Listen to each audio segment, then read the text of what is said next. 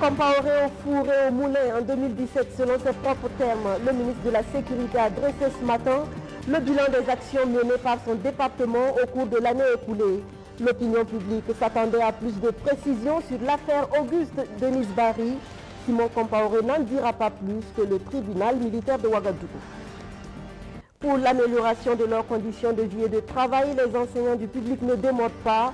Ils ont entamé ce matin leur sit-in hebdomadaire, un arrêt de travail tous les lundis et mercredis, le constat dans cette édition. Dans cette édition également, la célébration du premier Basga de Naba Panantoubouri ou l'aigle UP d'Afrique. Intronisé il y a tout juste un an, le chef de Manéga a sacrifié samedi dernier à la tradition le rituel du terroir Mouaga qui consiste pour les chefs à implorer la grâce et la bénédiction des ancêtres à travers des offrandes. Bonsoir à toutes et à tous. 2020, année électorale au Burkina Faso, le parti au pouvoir affûte déjà ses armes. Dans la région du Nord, le week-end dernier, des cadres du MPP sont allés sonner l'union et la mobilisation des troupes. Abdou Razak Traoré nous fait le point sur cette tournée. C'est la première véritable rencontre des militants à la base au Nord depuis l'arrivée du mouvement du peuple pour le progrès aux affaires. Et c'était des militants assoiffés de nouvelles du pouvoir qui ont été rencontrés. La question des revendications salariales s'est donc invitée aux échanges. Pas d'inquiétude à se faire. L'essentiel des ressources du budget ne sera pas alloué aux fonctionnaires qui ne constituent qu'une minorité, a rassuré la délégation à Yako dans le Passouri. Nous n'avons aucune inquiétude. Nous sommes un parti d'insurgés. Donc, quand vous regardez également l'itinéraire politique des cadres du parti, des cadres du MPP, c'est des gens qui ont forgé leur destin politique à travers les combats sociaux, les combats démocratiques. Mais nous disons également, non seulement qu'il y a certaines personnes, certains mouvements qui veulent profiter de ça pour faire de la surenchère et qui visent d'autres objectifs que les intérêts réels dont dépendent des travailleurs. Ça, c'est le premier élément. Le second élément, c'est que nous avons des contraintes objectives. Nous ne pouvons pas consacrer toutes les ressources du pays au paiement des salaires. Les fonctionnaires représentent 180 000 personnes. Le peuple du Burkina, c'est près de 20 millions. Il ne faut pas que toutes nos ressources soient consacrées à la gestion dont on dépend des 180 000 au détriment dont on dépend des 20 millions de Burkinabés. Nous avons l'obligation de continuer à construire des écoles, à construire des CSPS, à construire des routes, à bitumer des voies, à construire des barrages, à aménager des pistes rurales. Ces ressources viennent d'où? C'est au niveau du budget de l'État. Mais si nous consacrons toutes ces ressources au paiement des salaires, qu'est-ce qui va rester pour faire des investissements? Cette sortie du parti au pouvoir a servi de cadre pour dresser le bilan des 2 ans du président Kabouri. Et à Goursi, dans le Zandoma, le bilan est plus que satisfaisant. À travers les différents ministères, nous avons fait des transferts. Au niveau du MENA, on a eu du transfert pour nous occuper des élèves, la construction des écoles, la confection des tables-bancs. Et je crois que si vous prenez le bilan, vous allez voir que presque tout a été fait. En tout cas, c'est des chantiers qui sont en cours d'abord. Sinon, dans l'ensemble, on voit que la réalisation est en train de venir. Mais il reste à faire. Nous sommes dans une région où la pluviométrie n'a pas été du tout satisfaisante. Il y a eu des poches vraiment de sécheresse. Donc nous avons apporté à la population quelles sont les mesures que le gouvernement a prises pour venir à bout de cette famine. Des rencontres au cours desquelles le gouvernement a été invité à plus d'actions car les attentes des militants demeurent insatisfaites au niveau local.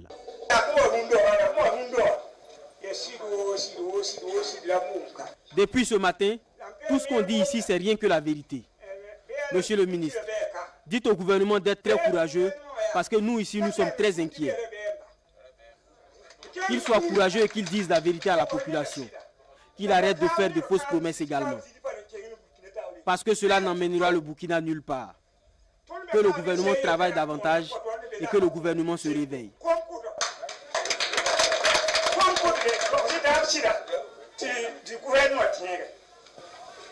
Cette rencontre de redevabilité a amené la délégation d'abord à Titao dans le Lorum, à Waïgouya ou Yatenga. Il a également été question du renouvellement des instances du MPP au niveau déconcentré. C'est aussi par devoir de redevabilité que Simon Compaoré était face aux journalistes ce matin. Le ministre de la Sécurité a voulu informer les populations des acquis des actions menées en 2017 par son département. Une rencontre très attendue par l'opinion publique en quête d'éclaircissement dans l'affaire Auguste Denis Barry. Mais rien n'aura filtré finalement sur ce sujet. Rémi Lamer-Nébier. Très attendu pour lever les zones d'ombre sur certains sujets de l'actualité sécuritaire, cette sortie médiatique du patron de la sécurité burkinabé laisse l'opinion publique sur sa soif d'information. Interrogé sur les raisons de l'inculpation du colonel Auguste Denis Barry, Simon Compaoré n'a fait qu'entretenir davantage le mystère. C'est à la suite de certaines dénonciations par rapport à des actes que l'intéressé a posés qu'il s'est avéré nécessaire de l'interpeller pour en savoir davantage. Et vous serez édifiés. En tout cas, ceux qui veulent voir clair le verront dans cette affaire-là. Je n'ai rien à dire plus de ce que au-delà de ce que le procureur militaire a dit. Je m'en tiens à ça, mais vous allez être servis. De la patience, c'est ce que réclame également le ministre de la Sécurité avant que lumière ne soit faite sur l'attaque du café Aziz Tamboul. La question à l'ordre du jour au département de la Sécurité, c'est la lutte contre le terrorisme. Et le ministre d'État évoque encore et toujours le manque de moyens. C'est nos moyens limités qui ne nous permettent pas, par exemple, dans le domaine de l'aérien, le vecteur aérien compte beaucoup dans cette lutte que nous menons contre les terroristes. Donc, c'est le vecteur aérien qui nous fait défaut. Sinon, ce n'est pas les hommes. On n'a jamais demandé qu'on nous envoie des bataillons d'ailleurs. La gestion du ministère a été quelque peu difficile en 2017 avec les remous des éléments de la police. Concernant la polémique autour du service payé, Simon Compaoré annonce avoir trouvé la formule magique. Nous avons pris des mesures qui permettent de voir revenir la sérénité en suspendant tout prélèvement pour quelque raison que ce soit en attendant un nouveau texte. Un décret qui, il espère, fera l'unanimité, même si le ministre de la Sécurité qu'il est ne fait pas l'unanimité au sein de l'opinion publique, dont certains réclament son éviction. Des détracteurs que Simon Compaoré botte en touche. Ceux qui tiennent ces propos-là, moi je sais une seule chose, c'est pas Simon Compaoré, même s'il part aujourd'hui, c'est pas ces gens-là que le président Roch va appeler pour venir dire prenez parce que vous êtes équipés, vous avez l'intelligence nécessaire pour... Non. Et s'il veut m'enlever, il m'enlève. Mais ce n'est pas à Zéphirin de lui dire là, il faut enlever Simon. Voilà. Chacun n'a qu'à bouffer ce nion. Voilà. Là, suffisamment comme ça, il y a des problèmes là-bas à régler. Moi aussi, j'ai mes problèmes à régler. Chacun n'a qu'à régler ses problèmes. En 2018, le ministère de la Sécurité envisage redynamiser la police de proximité et accroître l'acquisition de matériel performant pour les forces de défense et de sécurité. Le conseil municipal de l'arrondissement 1 de Ouagadougou est appelé au rapport. Le comité de défense des acquis de l'insurrection populaire veut voir clair, comme on dit, dans la gestion du plateau omnisport de Samanding. Le maire et certains de ses conseillers sont accusés de malversation. Roméo Kweta. Voici le plateau dont la gestion est remise en cause par le CEDAIP, le comité de défense des acquis de l'insurrection populaire. Ce plateau omnisport de Samandé, quartier périphérique de la capitale, générerait des ressources provenant des frais de location des buvettes et des restaurants installés à l'intérieur du complexe selon le CEDAIP. L'espace est aussi loué à certains établissements scolaires pour leurs épreuves sportives. Mais malgré tout, le plateau est mal entretenu, estime le CEDAIP. Alors, il exige que la lumière soit faite sur la gestion des ressources générées par l'exploitation du plateau. Ce plateau-là Et comme vous le voyez, c'est un plateau exploité économiquement par des acteurs économiques qui versent, qui nous ont dit clairement qu'ils donnent de l'argent. 50 000 francs. Celui qui gère le maquis dit qu'il paie 50 000 francs par mois. Imaginez que quelqu'un qui paie 50 000 francs par mois dans un plateau et on se retrouve 4-5 ans après dans ce plateau-là, dans une situation de poubelle, une situation où on ne peut même pas avoir de piste pour bien faire le sport, dans un plateau où toutes les lampes ne donnent pas, cela pose problème. Nous pensons que du point de vue de la pratique démocratique, de la gestion transparente, là, tout ce point-là doit être fait à la population. En cause dans cette affaire, le comité de gestion mis en place par le conseil municipal, certains conseillers municipaux et le maire de l'arrondissement 1 de Ouagadougou.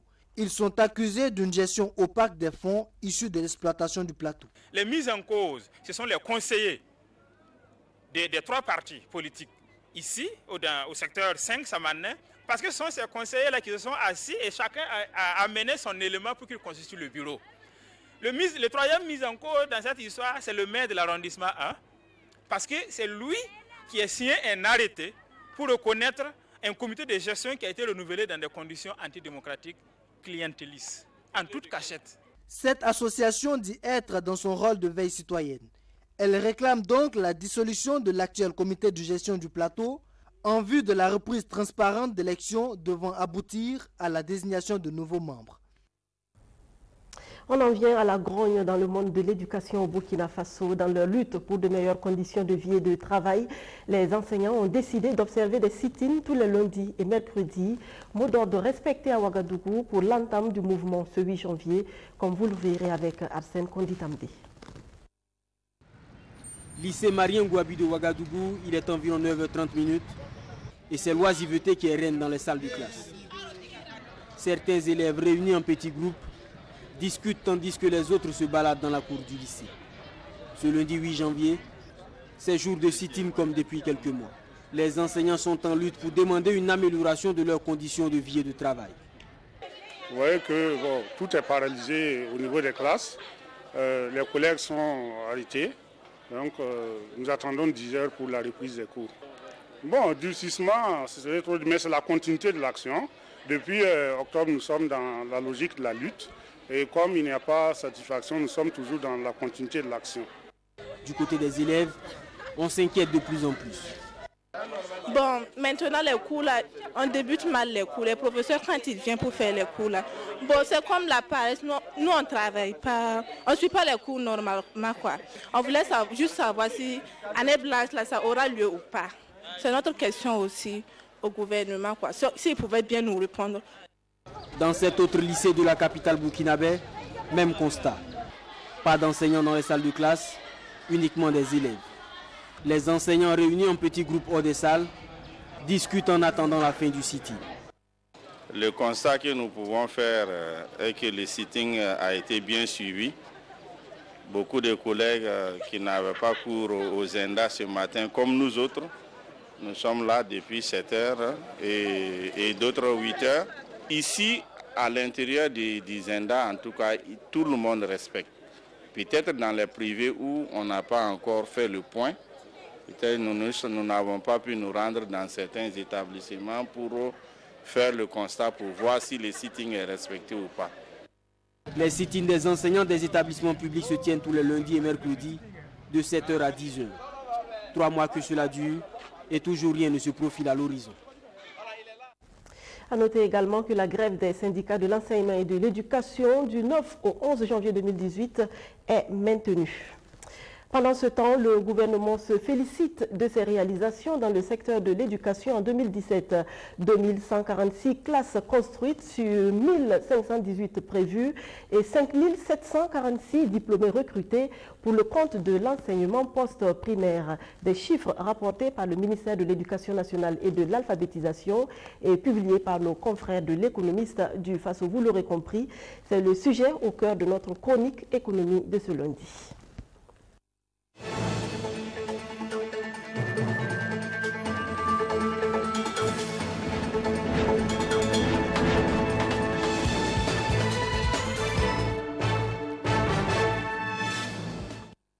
De 2017, une année faste pour le gouvernement en termes de réalisation dans le domaine de l'éducation. Tous les indicateurs sont au vert, selon les données du ministère en charge de l'éducation nationale. En fin novembre 2017, sur une prévision de 750 salles de classe à construire pour normaliser les écoles sous Payotte, 758 ont été construites, soit un taux de réalisation de 101%.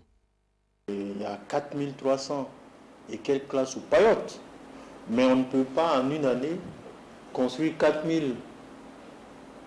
Matériellement, ça va être difficile parce qu'il faut mobiliser les ressources. C'est pour cela que le gouvernement, je pense, a décidé d'aller par paquet d'activités, par objectif annuel.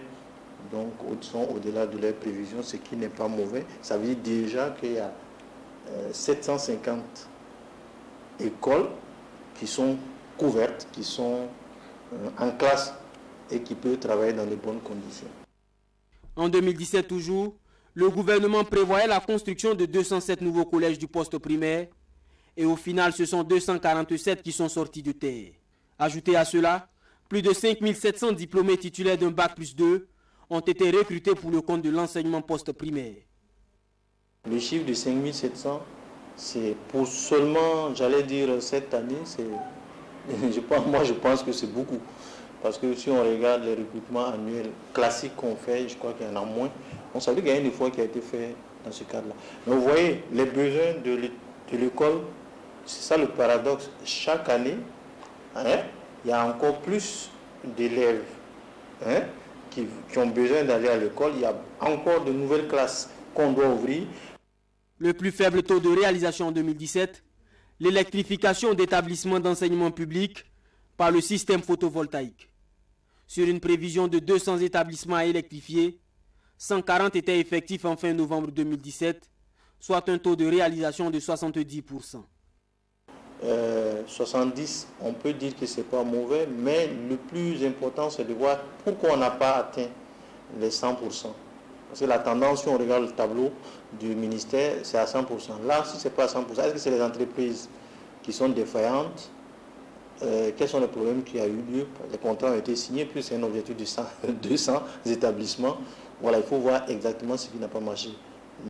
De nombreuses réalisations ont certes été faites en 2017, mais leur opérationnalisation traîne encore les pas. Il faut des efforts supplémentaires dans l'équipement et l'affectation des ressources humaines.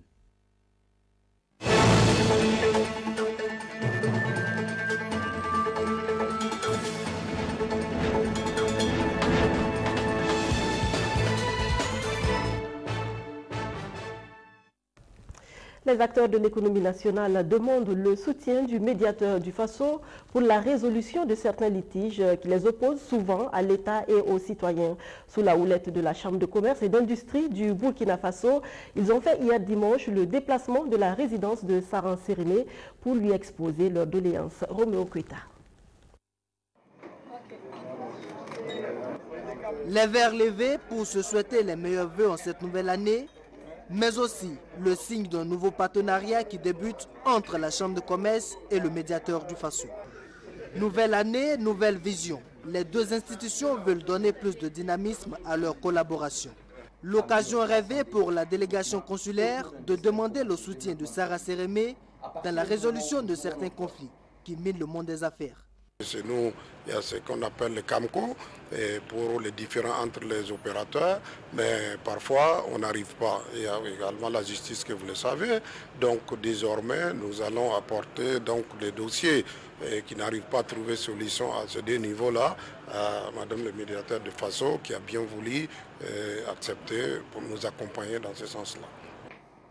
Ces dossiers concernent en l'occurrence certains conflits qui les opposent à l'État et aux citoyens. Des conflits qui très souvent ont du mal à trouver une résolution diligente par la justice. Tout ne peut pas trouver une solution judiciaire. Donc ce qui peut nous amener très souvent à nous référer donc, au médiateur du Faso pour aussi le monde des affaires. C'est en cela que nous comptons faire en sorte qu'elle soit au centre de nos préoccupations en matière de droit. Le médiateur du Faso est convaincu que le règlement à l'amiable de certains conflits est possible, quelle que soit l'ampleur du litige, pour peu que les protagonistes aient la volonté de dialoguer. Dans ce sens, Sarah Sérémé affiche toute sa disponibilité à accompagner ces acteurs économiques dans leur quête d'un climat favorable aux affaires. Beaucoup de dossiers sont en peine en justice. Beaucoup de dossiers sont en souffrance ou attendent des décisions qui tardent à venir ou des décisions qui tout simplement ne sont pas prises à temps. Et pourtant, avec le médiateur, il y a cette possibilité de règlement non conflictuel qui se propose à eux et qu'ils peuvent saisir comme appropriation d'un instrument étatique qui est disponible. Aussi, le médiateur du FASO sera tout à fait ouverte et très disposée à œuvrer avec ce milieu économique pour permettre à notre nation d'aller de l'avant. Dans l'optique de faciliter leur collaboration, Sarah Sérémé invite la Chambre de commerce à désigner un membre qui va représenter le médiateur du FASO au sein de la Chambre consulaire. Le médiateur du FASO qui dit suivre de près le dossier Sibiri Traoré, ce cadre des eaux et forêts suspendu de façon abusive et dont l'histoire relayée par BF1 a suscité un tollé général. Eh bien, Sarah Sérémé ne reste pas non plus de marbre face à cette situation. Oui, nous avons fait ressortir les dossiers. L'administration est une continuité pour essayer de voir quelles solutions peut être apportées, pour essayer d'analyser, parce que pour que le médiateur aussi puisse agir, il y a des conditions qui doivent être réunies. Et ces conditions sûrement n'avaient pas été réunies auparavant. Des documents sûrement manquaient au dossier et des directives ont été données pour qu'une interpellation soit faite, pour voir le cas, puisque les textes évoluent et aussi les situations et le contexte changent.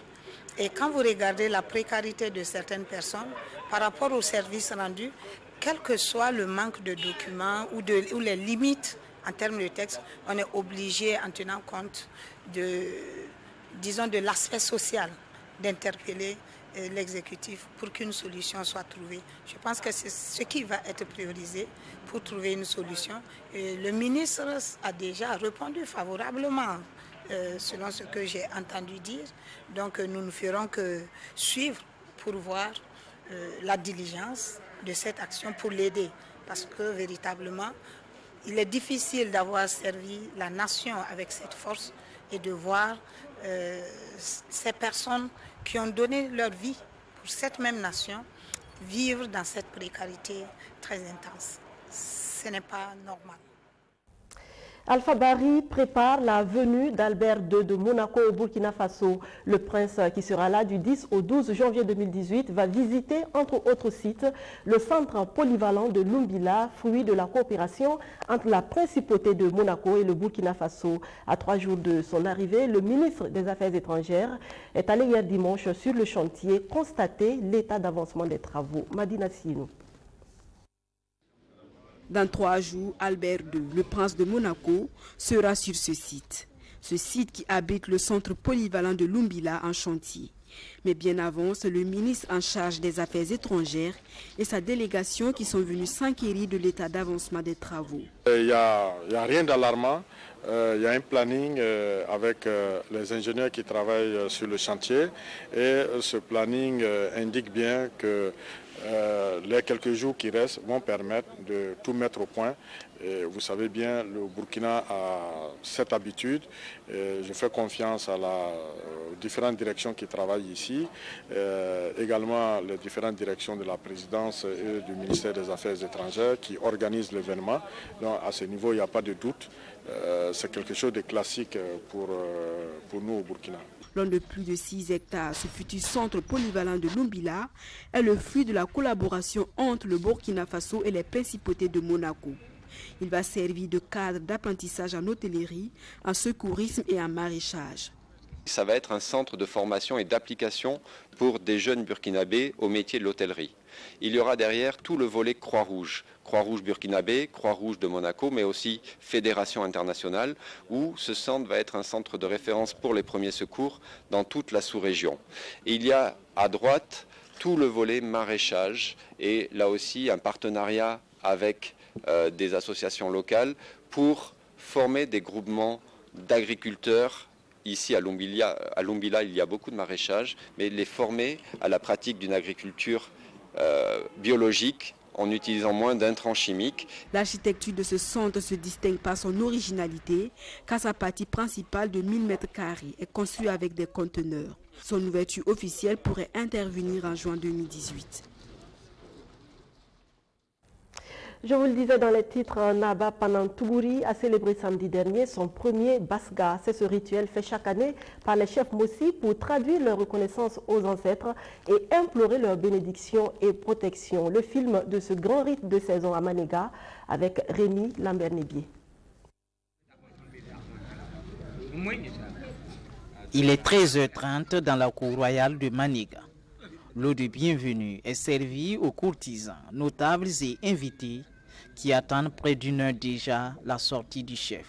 Retranché dans la cour intérieure du palais depuis plus de 3 heures avec quelques anciens, Naba Panantougouri exécute les différents sacrifices du Baska ou le grand rite de saison. Du côté de la cour extérieure, la foule ne cesse de s'agrandir au fur et à mesure que les minutes s'égrènent. Et le moindre mouvement au niveau de la petite porte est épié. À force de patience, le son du lunga finit par retentir. Le moment le plus attendu était enfin arrivé. Enturbané en rouge, symbole du soleil levant, Naba Panantougouri ou l'aigle huppé d'Afrique se dirige hors de la cour, suivi d'un mouvement de foule. Ensemble, ils entament un déplacement rituel jusqu'au côté est du palais. Là, Naba Panantougouri fait offrande des premiers fruits de la saison aux ancêtres pour qu'ils intercèdent auprès de Naba Zinwende, le dieu des Mossi, pour une saison prospère. Ce rite accompli, il peut enfin avec sa suite réintégrer son palais, où il recevra les salutations des invités et des ressortissants des 26 villages de son canton. Pour Naba Panantougouri, ce premier Nabaska de son règne invite à un retour aux sources. Les gens sont en train de perdre leurs repères. Les étudiants, les élèves, les jeunes, et on les a mis à l'école. Mais ils s'aperçoivent que la culture qu'ils ont, c'est très bien, la culture occidentale. Mais cela souvent manque à leur réalité de vie ici. Ils se retournent, ils ne connaissent pas aussi leur culture. Parce que dès l'enfance, on les envoie à l'école moderne, on n'a pas le temps de les initier et tout. Et s'ils n'arrivent pas à réussir dans la vie, ils sont perdus. C'est pour cela que j'ai placé mon mandat sous l'angle de la connaissance des cultures de notre passé, de tradition du Burkina Faso. C'est en fait pour dire que nos civilisations, la civilisation des 67 groupes ethniques du Burkina Faso, nos civilisations ont toutes des valeurs. Et ces valeurs sont des valeurs d'humanisme, de fraternité, que nous devons connaître. Nous ne les connaissons pas ou ne les laissons perdre, eh bien, l'Africain est perdu, le Burkinabé est perdu. C'est pour cela que j'ai placé mon mandat sous l'angle de la connaissance des peuples et des valeurs de civilisation des peuples du Burkina Faso. Ce Nabaska a été l'occasion pour Naba Panantougouri d'inaugurer le nouveau portail des chefs de Maniga. Une manière pour l'aigle huppé d'Afrique de singulariser cette cour des autres concessions du village.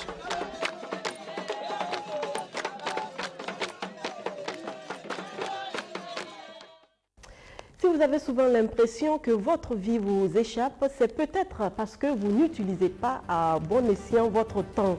Car le temps, comme l'a dit l'homme d'affaires américain Alan Lakein, c'est la vie.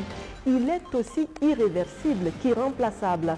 Perdre son temps, c'est perdre sa vie, mais maîtriser ce temps équivaut à être maître de sa vie et à en tirer le maximum. Fin de citation et fin de cette édition 20h15. Rianata Wina signe son retour dans le JT Moré. 21h, vous avez rendez-vous avec Madi Zongo et Luc au Parc Belgem dans votre magazine des sports. Moi, je vous dis merci et à demain.